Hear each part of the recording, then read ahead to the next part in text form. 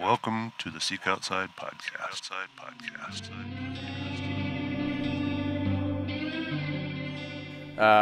Me and Owen, we are parts of the customer service team here at Seek Outside. And part of the reason why we wanted to do this podcast was to make our job a little bit easier, I think. We've been getting a lot of questions on Instagram, on Facebook about anything under the sun, from when we're getting DCF fabric back to if we have any new models of tents coming out to, what a good unit to go to for elk in Colorado is. So we're going to answer the first two, not going to answer the second one or the third one. Yeah, exactly. It's a little bit harder. But yeah, so basically last week we asked our followers on social media to reach out to us with any questions that they may have had. And so today we're just going to, I think we got 8 questions from followers on Instagram and Facebook, and we are going to try to do this podcast maybe monthly, maybe bi-monthly, something like that, where we take people's questions from social media and answer them on the podcast. So without further ado, let's get started. This is a question that we get a lot, and I think it's very important with the floorless tents because condensation does come up a lot with them. So this question is from on Instagram. His name is Steve_Hunts. And the question is, how often is condensation an issue? Well, first off, condensation can be an issue in any tent. It isn't just relegated to floorless single wall tents. It can happen in rooftop tents, as Owen can attest to. Definitely. It can happen in full-on double wall tents. It all just depends on a mix of conditions. We had family camping in our double wall tents when you guys were much younger and stuff like that. So with teepees and floorless teepees or floorless shelters,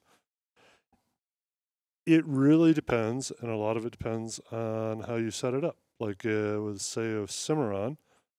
Cimarron, if it is lifted, like in the light version a little bit, with a little bit of an air gap, condensation is probably going to occur far less frequently.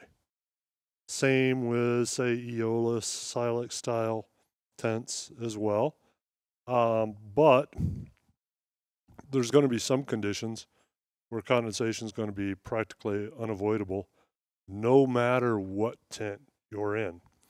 Now, if you take a tent, like say the same Cimarron, and you stake it down to the ground and close up all the vents and everything, you're going to be far more prone to condensation.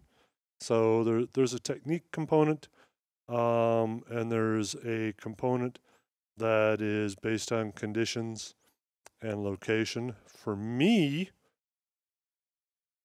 condensation is not an issue very often. I'll preface that by saying that when it's below freezing, I'll have frost on a shelter almost every night. But that isn't really, I just knock it off, and shake out my sleeping bag and go on about my day, and it's not a big deal. I would say there's times, you and I, when we went out years ago in the West Elks in the spring, and we knew that it said there was a potential for flash flooding and severe rain events, but we went out anyway, and we got 4 or 5 miles in, and we set up our tent on a mud bog, and it rained for 40 hours straight, and we had a lab that kept jumping in the creek and then coming back in our tent, and then he would have all this smoke coming, or moisture coming off of him when he'd come in there. We had so much condensation in that tent. It was insane. But I mean, at the same time, 40 hours of straight rain, we're in a bog. It was supposed to be literally a extreme rain event, potential flood event. We went out, a little bit of stupidness on our part. But yeah, it can happen. It can happen bad. But I don't think any tent would have truly avoided it in those conditions. And I would say, I mean, I generally find myself when I'm going out in a TP style shelter that I find the most condensation in the spring and the fall when it's 75 degrees in the day and 30 degrees at night. You know, you get that huge, massive heating and cooling, and it can get bad then. But, you know, honestly, out here in the dry environments of the western slope of Colorado, we're generally pretty all right. I've never had, I don't think I ever used a liner until I started car camping. So I never had bad enough of an issue where I was like, well, I should probably need a liner for this. I think you used one a couple times with your mom. Yep. Because she liked a liner because she didn't like getting her hair wet. But it's generally minimal. I mean, I've never had a situation where it's been bad enough where I've been upset about it. I mean, I've been in rooftop tents. I mean, that's something sealed off the ground, all the way off the ground, and they condensate like crazy.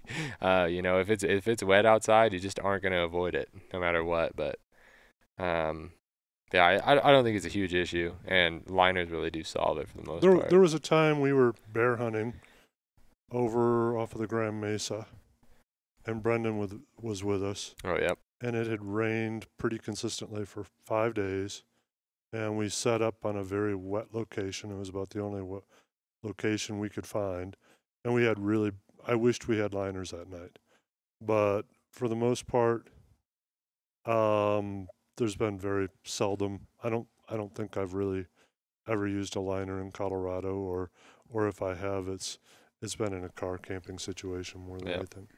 So in situations like that, is a floor or a nest going to be a good option because you're limiting that surface area that may have water on the ground, and you're trapping that where it is? In the case of the bear hunt that we were doing with Brendan, man, if we'd have just stuck a big old tarp on the ground and just covered the whole thing up, it would have really helped a lot. Yeah. Because we were at the end of the rain cycle, but it had rained really hard for like 5 days. Yeah.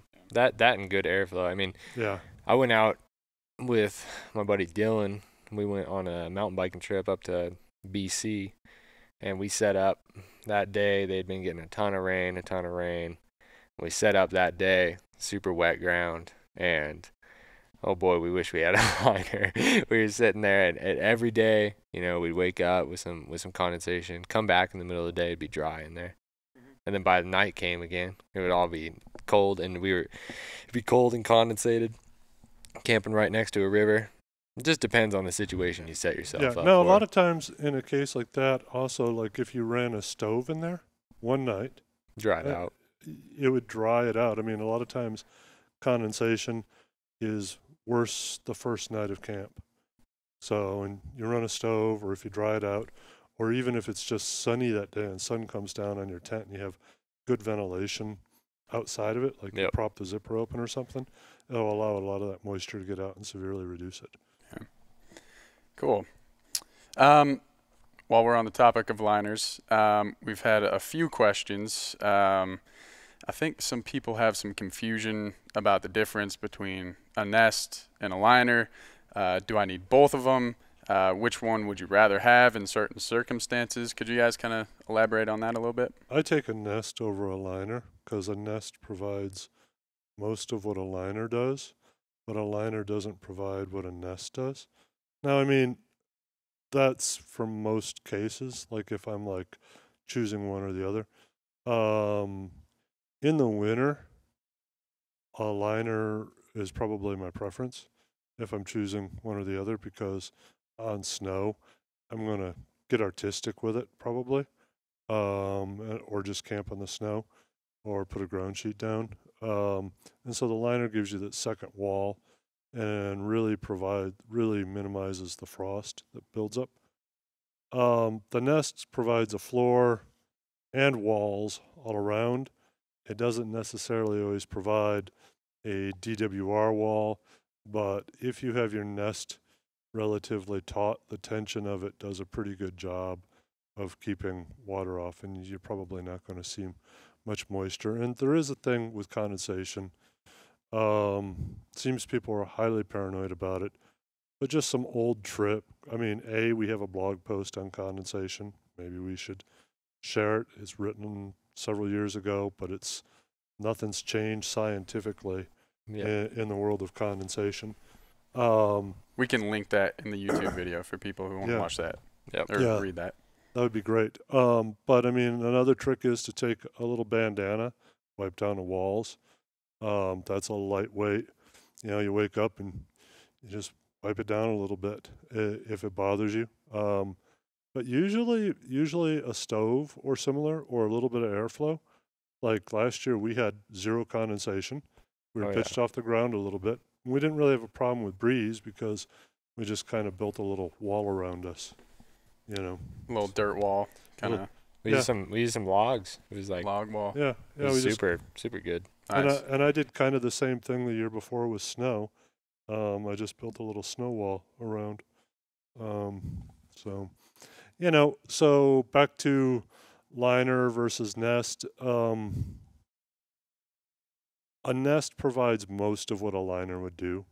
So if you're like, I want to get one or the other, I would get a nest myself. However,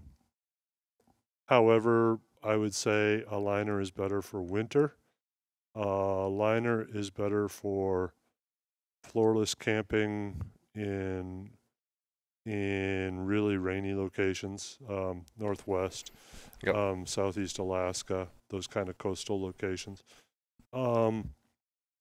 But other than that, the nest is going to be the better option. Then you get bug protection, snake protection, critter protection. Yep. I mean, the nest is a little bit heavier as well. And that's something to always take in consideration, but the liners will be a little bit lighter. Mm-hmm. But the nest is kind of a multi-purpose thing, where it will protect you from some condensation and give you a floor as well, which can prevent some condensation. So. And also with a nest, depending on the shelter. Everyone and their mom knows our most popular shelter is the Cimarron. I mean, that's no secret. Yeah. If it is a secret, we've been doing a really poor job telling people how many Cimarrons we sell. But like if you take, say, a Cimarron and a half nest, you can really cut off condensation a lot and keep yourself free from breeze and stuff by you have the nest in there, and with that nest, you've now cut down the breeze that you're going to feel directly on you. So you raise up the shelter 3 or 4 inches off the ground, or 2 inches even, and you're going to severely reduce the condensation to go along with it. And you get that wind protection from the bathtub floor that comes up on the sides. Yeah, the bathtub and the screen. And, people think, well, screen allows wind in. Well, it does, but it blocks 70%. Yeah. Sweet. All right, let's move on to cleaning. I know we're all kind of prepping for Alaska. We're making sure that our tents are good to go. We had a question from an Instagram follower. Put the Click is her tag there. Her question was, what is the best way to clean sand and dirt off of a tent? What do you guys do? Go ahead. No, you go ahead. I put mine in a front-loading wash machine, one without an agitator. Don't put it in an agitator machine, because occasionally in an agitator machine, it can get caught up a little bit and damage stuff. But I put it in a front loader, no detergent or anything, just short cycle, then hang it up outside. Short of that, you can hang it, spray it off pretty well with a hose. It's going to do quite a bit of it. What I did is I took my 8-man out to Moab, and I used it the first time out there, so the sand stuck to it like crazy. What I did was I set it up in the yard. I took a nice rag out to it and just sprayed, scrub, spray, scrub, just over and over again. Got most of the stuff out there, but I've heard really good success with the wool light, just a little bit of wool light on there, like a sponge or rag on there. That'll get your tent real good and clean.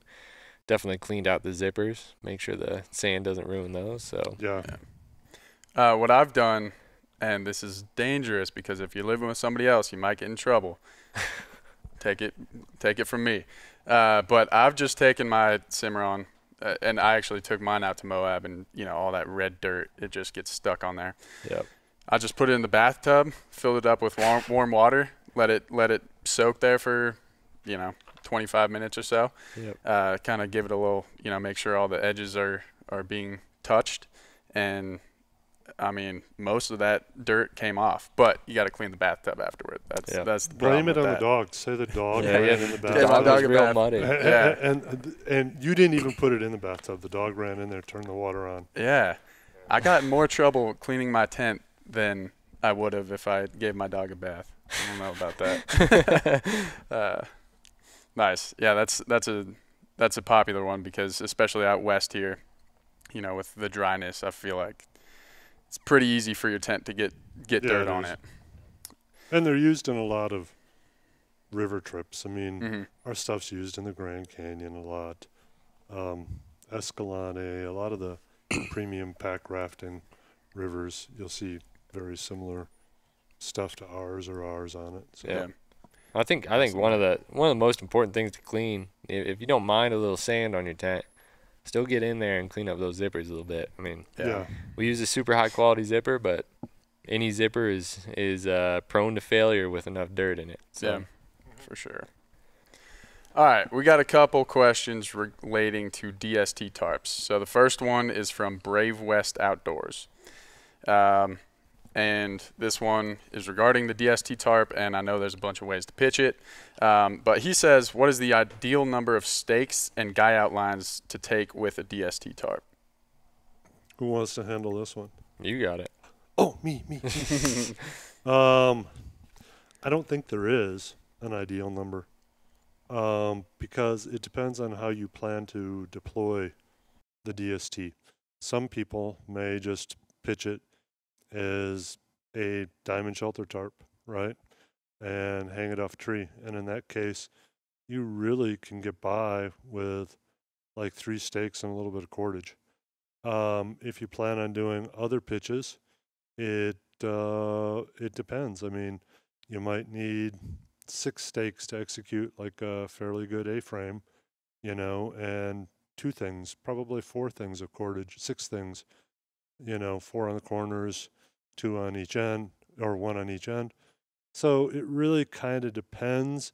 I think that, with a tarp as flexible as the DST, you can either do yourself a thing and do yourself a favor and cut 6 to 8 foot pieces of cordage and carry X amount of them, and then carry X amount of stakes, or you can just be really ready to kind of bushcraft it and have yourself a 50-foot hank of cordage and cut some stakes out of, sticks that you see in the woods. It's super, there's a million ways to do it.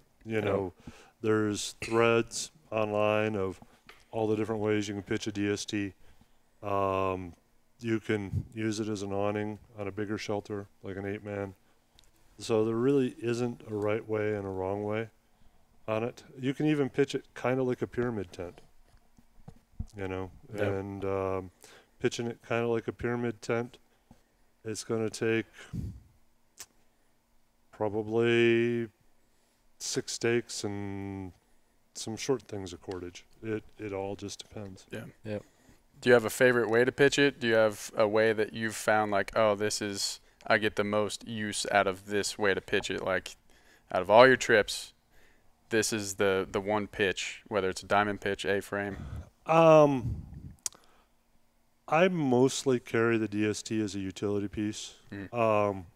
When I've used the DST alone as a shelter, I've used the diamond, just because I think, we have big fir trees plentiful around. I find a nice spot under a big fir tree. I have pretty good protection. It's just pretty nice. But for strictly speaking, if I'm planning to set stuff up as in just a shelter, I prefer to go with something that's a little more point product, like the Aeolus or Silex. That boom, boom, I put in 4 stakes, pop in 2 poles, and it's good to go. I don't necessarily want to overthink it too much. Yeah. So The next one was from Facebook, Barack. She wrote in and said, which nest is best under a DST tarp? which nest is best? Which nest is best?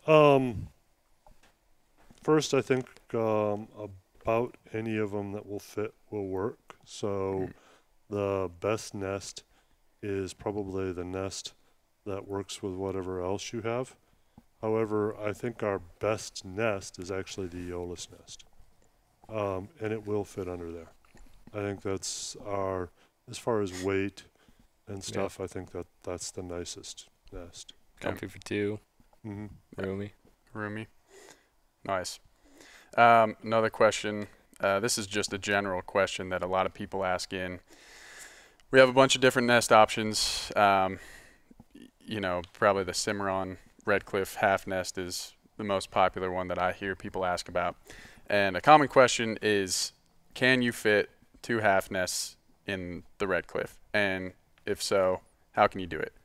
I know we kind of try not to recommend it because there's not much space getting in between there. It kind of makes things difficult, but you read stuff online, people do it. You said doo-doo. No, you certainly can in a Redcliffe. It's going to leave literally about 3 feet of space. Where there's a problem is if you are in the standard Redcliffe, the standard 2-door, and you want to run a stove off as well with the 2. Yep. The stove is going to be kind of close to one of the nests unless you kind of move it and tilt the pipe a little bit. If you're using the Redcliffe Light, which has the stove located behind and where the other door would have been, then you can totally do it. You maybe need to exercise just a little bit of caution opening and stuff, but it shouldn't be super difficult to see what kind. It's no more difficult than the wood stove in my house. I exercise caution when I'm within 2 feet of it. Don't drink too much liquor and dance and go play around the wood stove. Play around the wood stove. Yeah. So that's the key to setting up the Redcliffe with 2 nests. Don't drink too much liquor and it'll work. Tough thing when you're camping though, man. That's don't attempt to do somersaults next to the wood stove. Probably shouldn't do that in most tents. Unless you got a 16 man, then you can do a full 16 man. You can just have a party in there, rave it. Yeah. Do one of those like full gymnastic floor routines. Have a climbing wall up in there. Yeah. Right. Yeah. Yeah. Hook it up. Cool. These are some good questions here. Just want to say, at any point, if you guys want to post questions on Instagram, you can comment on any of our Instagram posts or Facebook posts with your questions. Of course, call us if you'd like to have your questions answered on the podcast. You can always write into podcast@seekoutside.com. Just a little note there. Or just go ahead and send us a direct message. Say you'd like your stuff answered on the podcast, or I can answer, or somebody can answer your question there directly for you. So, yeah. So Owen, what's the most common DM that you get? Honestly, lately, it has been a lot about when we will have DCF back. That's the next question. Chris Peterson 10 from Instagram, he asked, when will we see DCF fabric back in action? Well, I can say for a fact we'll have some more DCF shelters because we have some DCF.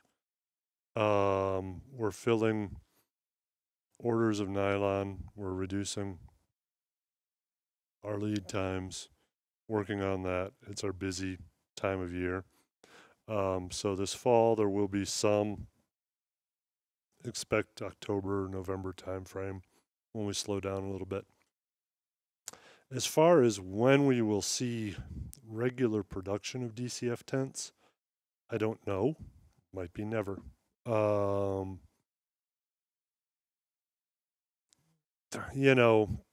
Dyneema was, they moved their lead times to 2022 back early this year when I tried to place another order. and they doubled their minimum. And I asked if there was some place I could get it in the interim. They said all their extra was going to this one place, and I've been working with that other place, and they still haven't gotten any extra. So,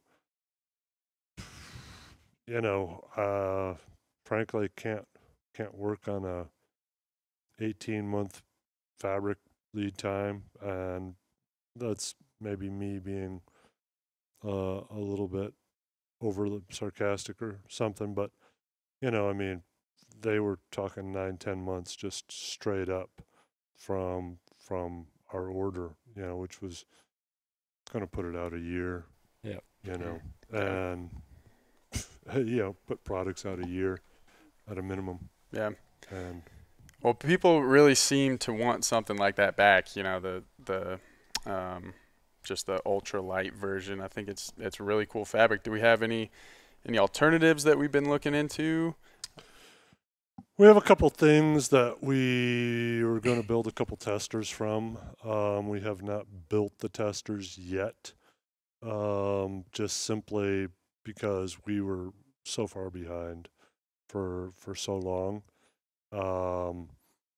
Now we're starting to get caught up to where things can start to roll again here pretty soon, but I'm going to be gone for the bulk of August, so there probably won't be a lot happening there. And then when I get back, things will probably start to roll, and we'll start to evaluate things going into the fall. But I think it is a pretty fantastic fabric in areas where you use its strength. But it has to be available. Yeah. We can't just have it be some sort of vapor, mysterious, unobtainable fabric on our website. Unobtainium. Yep. Yeah, unobtainium. Now, my personal feeling is I would love to continue to make Cimarron and smaller shelter sizes out of it. I would love it. We'll see. It has to work from a business perspective. Yep. If we were entirely in the Dyneema fabric business, we would be out of business this year. Yeah. On their lead times. Yeah. I think 6 to 8 weeks is decent. You can wait that long, but 12 months gets a little long. I think some people might grow antsy with that one. Yeah. Okay, well, and I don't know if we can talk about this, but do we have any new models coming up this year? This question was from Brian Brow on Instagram. Is there any new models that we can talk about? I'm sure everybody would love to see the one I'm looking at right now. I think they're going to have to wait, though. Stay tuned, yeah. Yeah. I seriously doubt you will see anything new in 2021. Early 2022, there is definitely some stuff we hope to have. And stuff you're gonna like. Yeah, and we hope to have some new pack stuff too. We have some pack stuff in testing, not necessarily bags either. And I don't think even, it's not like a new suspension or anything, just new materials in there that would be a level up from anything we've offered thus far. And I know that we offer a really high level pack fabric, premium fabric. Well, we have one we've been working with that is potentially better. Even better. The unicorn fabric. Yep, the unicorn. Yeah. Isn't that tent over there such a great looking tent? Yeah. I bet everyone wish they could see it. Oh man. Hey, maybe some people will get lucky enough to catch one of these people that are testing these packs out in the field. Yeah. They'll get a little sneak peek on it. I know one of them is on a stone sheep hunt. I know one has been doing some trips around Kodiak and Afognak Island. I know there's a few out there. One of the tents, there was a slight blurb on our Facebook group, or a slight, a slight little thing but it wasn't specific to that tent. Yeah. So, cool. Let's transition here a little bit to stoves. That's another big topic of, there's so many levels to it, so many questions, so many different stoves. What's the difference there? This one kind of relates to the West currently, and it's a common question that we get in customer service a lot.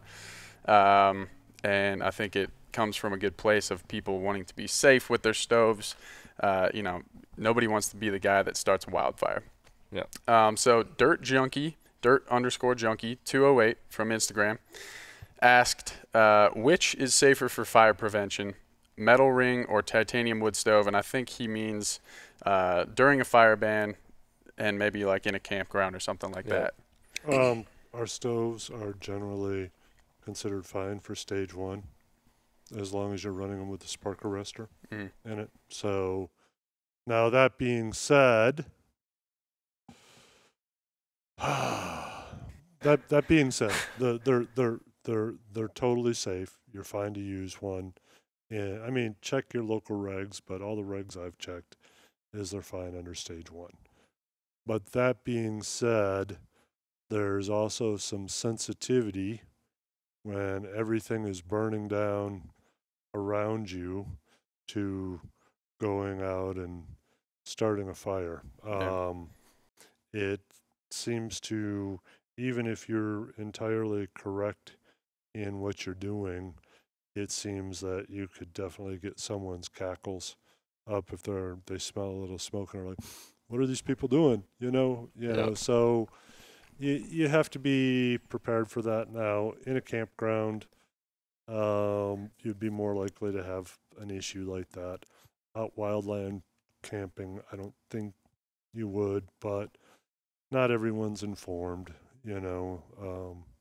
so it's good to be cognizant of that. Yeah. And if people aren't informed and they come at kind of with their cackles up or bristly, maybe, don't bristle back. Just give them the facts and be nice, and because I mean, I live in an area that I look on the hillsides and we have a lot of dead pine trees that we didn't used to have up there, and the hills around my house, and I definitely think more about fire now than I did 10 or 15 years ago, and I'm definitely more sensitive to if someone down the street starts a bonfire in a fire ban. I'm like, whoa, what are you doing? A little more quick to judge. Yeah, a little more quick to judge, because I know how quickly it could go up around my residence. I know I've been in areas that have had big burns in recent years and are pretty quick to put a fire ban on, even if you're sitting around and it's all wet. Definitely some of the locals and people will get all upset, so just always check your local regs and make sure what you're doing is right, and always be respectful. So I know that, like, even just on our local Facebook groups around my house, right? People, I think the best term would be people are real bristly when it comes to that topic. You know? Could be their house that that goes down in the flames. Exactly. It's understandable. Exactly. So I mean, people, especially more in recent years. I mean, didn't used to be that much of an issue, but now it's like whoa. Yeah, I feel like last year was a big wake-up call for Colorado.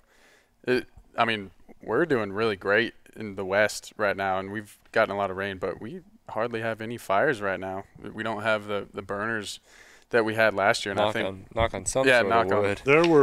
There were 2 fires that started outside of near the town I live on the cliffs outside of it, right before monsoon, like the very first real day of monsoon.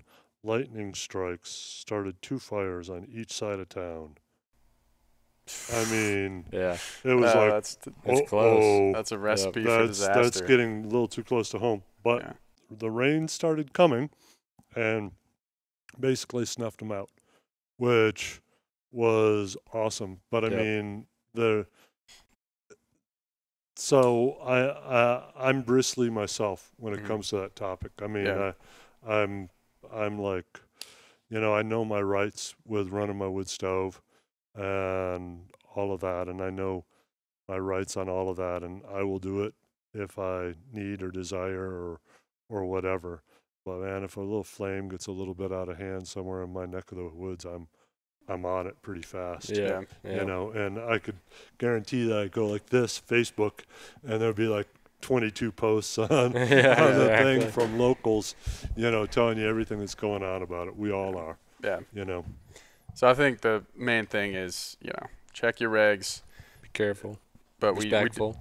we do have a lot, with the drought in the West right now. You just got to be extra careful. Is there any types of wood that, you hear like, certain pine with that bark, it can be super poppy, create more ash, more ember. Pitchy woods are real bad about that. Pinyon is probably notoriously bad on it. Certain pines. The funny thing is I use that pitchy stuff a lot of times to start fires. But I mean, probably your cleanest burn is good old aspen. And with all our droughts, we have plenty of dead aspen around too. It's not hard to find. Yeah. So that you guys would probably consider that your favorite wood to burn, aspen. If you had to choose any wood in the world to start the rest of your fires with. Oh no, I would choose Gamble Oak. Gamble Oak? Yeah, I just don't hunt in Gamble Oak country that much. Okay. Okay. Yeah. But Gamble Oak would that gives a nice burn time. Does it? Long, smooth. Yeah, long, smooth, hot. Yeah. Hardwood is definitely, if you can find it, that's the way to go. We had a wood burning stove in my cabin when I was a kid, and we were cutting pine basically for most of our residency there. And we'd get the wood stove up to like 350 maybe, and it would be hot. But then we started buying aspen, and we could get that thing up to like 500-600 degrees in there. So any hardwood that you can find is going to be awesome. Okay. Apple's nice too, but I don't hunt in the applewood areas. No, not at all. In the apple forest. Owen, you got any other common questions that you've been hearing recently? Well, I mean, at the time of this podcast, which was July 28th, lead times for Cimarrons and Redcliffs, the 2-door versions, the standards, is down to 2 to 4 weeks, which we're, I think, all super stoked on. 4-person teepees as well, down to 2 to 4 weeks. All other products are still 6 to 8 weeks. Otherwise, I think that's probably the bigger question we get. It's coming up to hunting season. Everybody's getting ready. Some people forgot to buy a tent, and I think if you need one, Redcliffe, Cimarron, or 4-person teepee, go ahead and get that guy. You get it in time. So otherwise, I think we're pretty set there. Yeah, and give us a call. There's always certain circumstances that we may be able to help, but it's tough to guarantee things at this point with shipping and all that stuff. Yep. So if you're looking for archery season for a tent, put it in now. Put it in now. Exactly. It's coming around put the it corner. in 2 weeks ago. Yeah, put it in. Yeah. Well, cool. Well, like I said, guys, if you have any more questions, be sure to email us. You can call us. You can DM us on social media, any of that stuff. We'd like to start doing this often. So if you have any questions, whether it's product related or even just anything that has to do with Seek Outside, if you got adventure questions, write us in. We might be able to help you out. Yeah. But Kevin, Owen, thank you guys so much for answering the question. Yeah. Thank you. Of course. Thank everybody. Yeah, thank you.